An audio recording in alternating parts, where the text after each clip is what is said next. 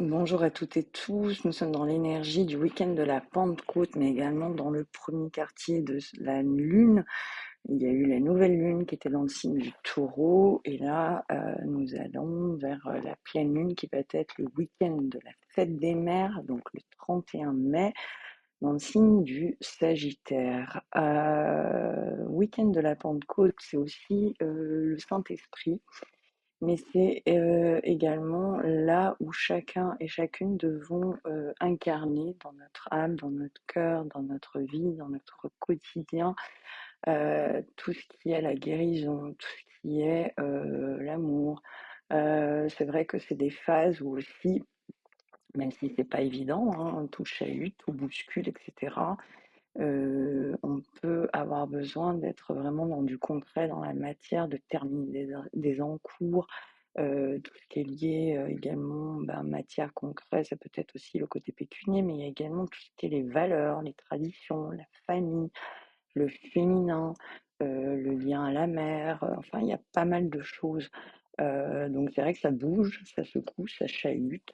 Il y a des personnes qui sont plus confortables avec tout ce qui est en train de se passer, d'autres beaucoup moins confort avec tout ça.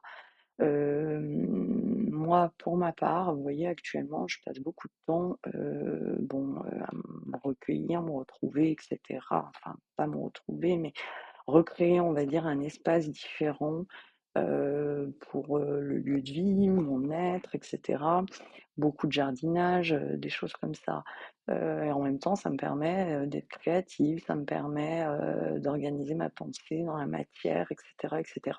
Bon, et ben voilà, à vous de trouver ce qui résonne en vous, ce qui ne résonne pas en vous, peu importe, on va dire, vos croyances, que ce soit catholique ou autre, ou voilà, mais en attendant, la connaissance de soi est importante. On se dirige aussi dans des énergies qui vont mélanger le feu et l'air, donc le vent, mais également le vent, ça est pur, hein, et le feu également, hein, c'est quelque chose qui est là pour purifier.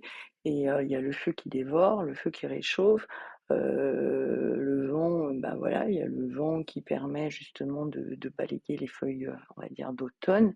Et puis il y a le vent qui peut être destructeur. Donc attention justement à pas avoir toutes ces tempêtes émotionnelles. Et là, quand je parle, il y a toujours un côté métaphorique qui peut être voilà, imagé, mais également il y a le concret. Donc ça peut aussi être des tempêtes, ça peut être aussi des incendies, ça peut être des choses comme ça, hein. Donc voilà.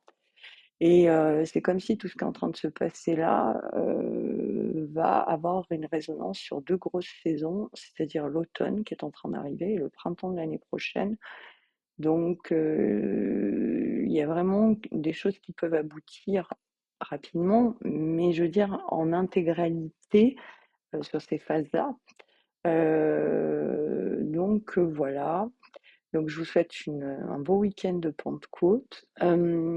Premier quart de cette lune également, peut-être des émotions qui peuvent être un peu plus denses jusqu'au week-end prochain, milieu de semaine prochaine même, je dirais, c'est-à-dire l'après-pleine lune aussi.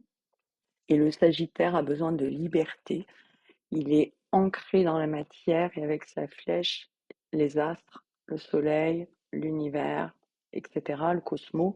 Donc il y a cette connaissance d'ici et d'ailleurs. Une belle semaine, beau week-end et je vous dis à bientôt.